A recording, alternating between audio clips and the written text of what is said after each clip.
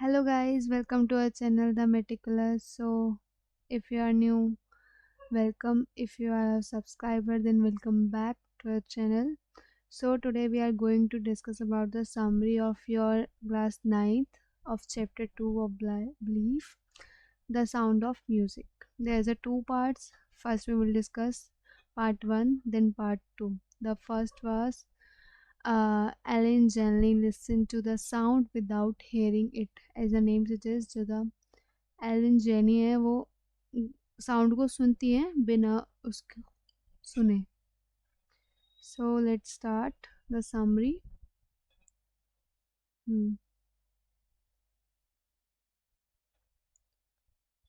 संगीत की ध्वनि भाग 1. इसका पार्ट 1 क्या है? संगीत की ध्वनि. एवलिन ग्लेनी बिना सुने ध्वनि सुनती है का सारांश, मतलब उसकी समरी हम डिस्कस करते हैं. एवलिन ग्लेनी बिना सुने ही ध्वनि सुनती है. प्रसिद्ध स्कॉटिश मल्टी पक्शनिस्ट एवलिन ग्लेनी के जीवन और एक सफल संगीतकार बनने के लिए उनके द्वारा किए गए संघर्षों का प्रकाश डालती है. ये किस चीज़ के बारे में ये हमारा चैप्टर किसके बारे में हो रहा है? जो भी उनको लाइफ में उन्होंने स्ट्रगल करे हैं, जो भी उन्होंने हार्ड वर्क करे हैं, कैसे वो एक एकदम सफल संगीतकार बनी है, ये चैप्टर उसके बेस पे होने वाला है. वह एक प्रतिभाशाली कलाकार है जो कई वाद्यों को बखूबी बजाना जानती हैं. वो बहुत सारे वाद्य यंत्रों को बखूबी बजाना जानती है. यह ध्यान रखना दिलचस्प है कि हालांकि वह पूरी तरह से बहरी हैं, लेकिन उनके पास अपने कानों के बजाय अपने शरीर के माध्यम से संगीत को महसूस करने का असाधारण क्षमता है. वो संगीत को महसूस किससे करती हैं? अपने शरीर से. ये एक असाधारण सी उनकी क्षमता है जो हर किसी के पास नहीं है. वैसे तो वो बहरी हैं, नेचुरली वो बहरी हैं, बट वो अपने शरीर से अब उसको फील करके वो संगीत को सुनती हैं. एवलिन जन्म से बहरी नहीं थी. वो अपने बर्थ से बहरी नहीं थी, लेकिन 11 साल की उम्र तक उनकी सुनने की क्षमता खत्म हो गई थी. कितने साल में उनकी सुनने की क्षमता चली गई थी? 11 साल में. हालांकि उन्हें सुनने में कठिनाई का सामना करना पड़ा, लेकिन इससे संगीत को आगे बढ़ाने में उनके हठ संकल्प में कोई कमी ना आई. उन्होंने बहुत सारे चैलेंजेस फेस करे, बट उन्होंने फिर भी संगीत को सीखा, उसे बजाया और इतनी अच्छी कलाकार बनी. एवलिनी स्कूल में जाइलोफोन सीखने के लिए क्या सीखती थी? मैं स्कूल में जाइलोफोन के लिए और भी उत्सुक हो गई. उन्होंने कहा स्कूल में से इसमें सीखने का उनको इंटरेस्ट आया. जब पक्यूनिस्ट रॉन पॉपर्स ने उनकी क्षमता को पहचाना, उन्होंने उसे अपने कानों के बजाय अपने शरीर के माध्यम से संगीत को महसूस करने के लिए प्रोत्साहित करा. तो उन्हें उन्हें प्रोत्साहित किसने करा अपने शरीर के माध्यम से संगीत को सुनने को? इन्होंने. ही परक्शनिस्ट रॉन फॉब्स. उसके बाद उसने कभी पीछे मुड़कर नहीं देखा. उन्होंने फिर पीछे मुड़ के कभी नहीं देखा कि फिर वो अपने शरीर कानों के बजाय शरीर के माध्यम से गाने संगीत को सुनती थी और महसूस करती थी. एवलिन ने तब से लगातार नई ऊंचाइयों को छूना जारी रखा, और जब उसने रॉयल एकेडमी ऑफ म्यूज़िक में एडमिशन लिया तो उसने संगीत अकादमी के इतिहास में सबसे अधिक अंक प्राप्त किए. उन्होंने कहाँ एडमिशन लिया था? Royal academy of musician. In audition दिए तो उनको एडमिशन मिला वहाँ पे. ठीक है. और वहाँ पे उनको कौन सा अंक मिला था? सबसे अधिक अंक मिले थे इतिहास में। वैश्विक मंच पर अपने असाधारण प्रदर्शन के लिए उसे कई प्रशंसाएं और पुरस्कार मिले। उनको क्या बहुत सारे प्राइजेस भी मिले थे। इन 1991 में, किसमें? 1991 में रॉयल फिल्हार्मोनिक सोसाइटी ने उसे British soloist of the year award से सम्मानित किया। किसने? रॉयल फिल्हार्मोनिक सोसाइटी ने उन्हें कौन सा पुरस्कार अवार्ड दिया? Soloist of the year. Beethoven Fund for ट्रेप टेफ टिल्डन की एन रिचलिन ने कहा कि एवलिन विशेष रूप से सक्षम लोगों के लिए एक प्रेरणा है। ये लाइन किसने बोली थी? इन्होंने। Beethoven Fund for def children, ठीक। वो क्या है? लोगों के लिए प्रेरणा है। इस प्रकार एवलिन ग्लेनी अपने दृढ़ संकल्प से अपने आसपास के सभी लोगों को प्रेरित करके एक मिसाल कायम करती रहती हैं और अपने बेहतरीन प्रदर्शन से लाखों लोगों को खुश करती हैं। So this was the chapter 2 of part 1, the Evelyn Glennie listen to sound without hearing it, ठीक। सो ये उसकी समरी थी। Now we start the part second, the shehnai of Bismillah Khan. Before you read, do you know the these peoples? This is a picture of your NCERT book। ठीक है, तो हम part 2 start करते हैं।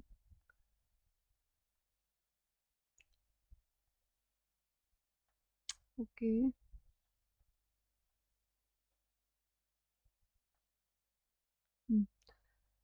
द साउंड ऑफ म्यूजिशियन अध्याय के भाग 2 में हम शहनाई के दिलगज उत्सव बिस्मिल्लाह खान के बारे में सीखते हैं। इनके किसके बारे में सीखेंगे? As name suggest, Bismillah Khan.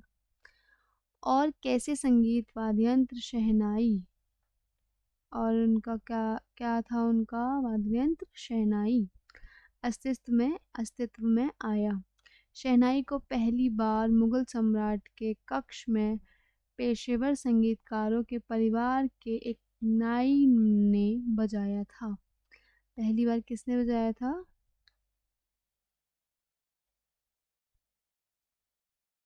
कहाँ पे बजाया? मुगल सम्राट के कक्ष में। किसने? पेशेवर संगीतकारों के परिवार के एक नाई ने बजाया था, ठीक। उन्होंने छेद वाली एक पाइप चुनी और इसमें से कुछ छेदों को बंद करके और खोलकर बजाया। जैसे कि शहनाई बजाई जाती है कि कुछ छेद उसके बंद कर, हाथ से बंद, उंगलियों से बंद करते हैं, कुछ छेद खोले रखते हैं, जिससे वाद्य यंत्र से मधुर ध्वनि निकलती। महान भारतीय शहनाई वादक उस्ताद बिस्मिल्लाह खां वह उस्ताद थे जिन्होंने इस संगीत वाद्य यंत्र को लोकप्रिय बनाया।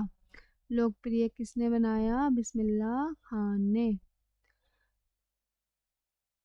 और इसे वैश्विक मंच दिया, ठीक।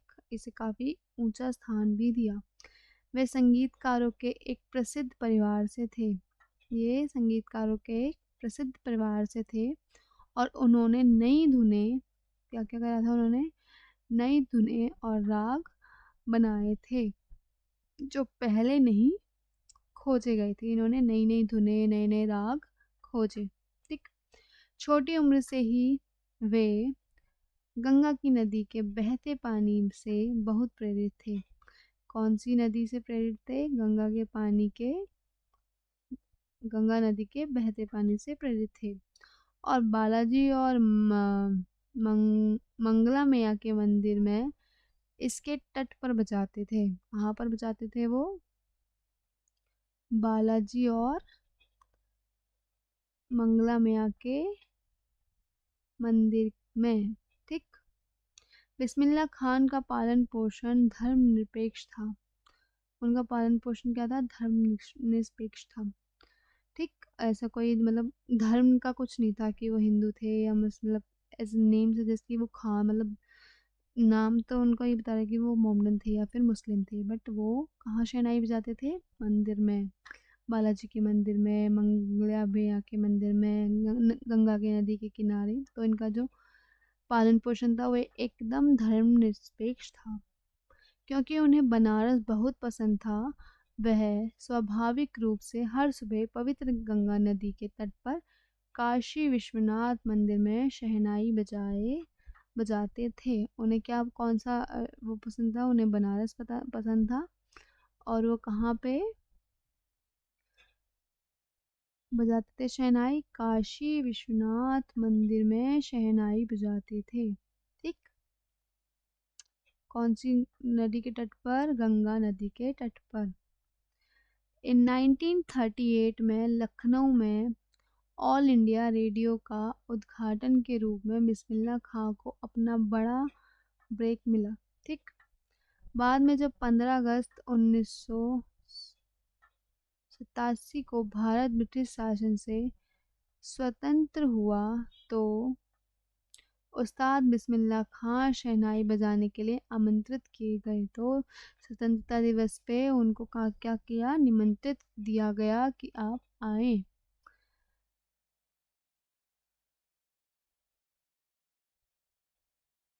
शहनाई बजाने वाले वो पहले भारतीय थे जिन्हें आमंत्रित मिला था, क्योंकि उन्होंने अपने भावपूर्ण प्रदर्शन से पूरे देश का भविवादन किया था। इन वर्षों में उन्होंने असीम असफलता हासिल की और अपने भावपूर्ण गायन के लिए राष्ट्रीय और अंतर्राष्ट्रीय स्तर पर संगीत प्रेमियों से अपार प्रशंसा प्राप्त की। इन्होंने राष्ट्रीय लेवल पे भी राष्ट्रीय और अंतर्राष्ट्रीय मतलब नेशनल और इंटरनेशनल दोनों लेवल पे इनको प्रशंसा मिली थी। ठीक। उन्होंने भारत में कई पुरस्कारों से सम्मानित किया गया। जो भारत में भी उनको बहुत सारे पुरस्कारों से सम्मानित किया गया, जैसे पद्मभूषण, पद्मभूषण, पद्मश्री। उन्होंने भारत के सर्वोच्च नागरिक सम्मान यानी भारत रत्न, उनको भारत रत्न भी मिला। भारत रत्न से भी वो सम्मानित किए जा चुके हैं। उस्ताद बिस्मिल्लाह खां ने वैश्विक मंच पर भी भारत का प्रतिनिधित्व किया। वह पहले भारतीय थे जिन्हें अमेरिका के प्रसिद्ध लिंकन सेंटर हॉल में प्रस्तुति देने के लिए आमंत्रित किया गया। कहाँ पे? अमेरिका के प्रसिद्ध लिंकन सेंटर हॉल में। ठीक। उन्होंने कान कला महोत्सव मॉन्ट्रियल में विश्व प्रदर्शनी और ओसाका व्यापार मेले में भी भाग लिया। वह इतने लोकप्रिय थे कि तेहरान में एक ओपेरा हाउस नाम उनके नाम पर रखा गया। कहाँ पे? तेहरान में ओपेरा हाउस उनके नाम पर रखा गया, यानी ताहर मस्जिद। उस्ताद बिस्मिल्लाह खान, क्या है? ताहर मस्जिद उस्ताद बिस्मिल्लाह खान, इतने फेमस थे वो बिस्मिल्लाह खान जी। दूर दूर तक कई अवसर मिलने के बावजूद संगीत के उस्ताद को भारत खासकर बनारस और अपने पेट शहर डुमराव से बहुत लगाव था। बनारस के साथ साथ उनको उनके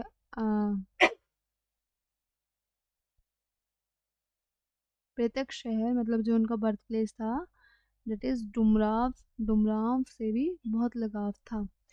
21 अगस्त 2006 को उस्ताद बिस्मिल्लाह खान ने लंबी बीमारी के बाद अंतिम सांस ली और पीछे भावपूर्ण संगीत के विरासत छोड़ गए। तो बिस्मिल्लाह खान का डेथ कब हुई थी? 21 अगस्त 2006। तो ये थी बिस्मिल्लाह खान जी की कहानी, द शहनाई ऑफ बिस्मिल्लाह खान। ये क्या थे? किंग थे शहनाई के। ठीक। So this is the summary of the whole chapter. We covered two parts, part 1 as well as part 2. If you guys have any doubt in any part, you can you can comment down in comment section. And if you like that, don't forget to like, share and subscribe our channel. Thank you so much.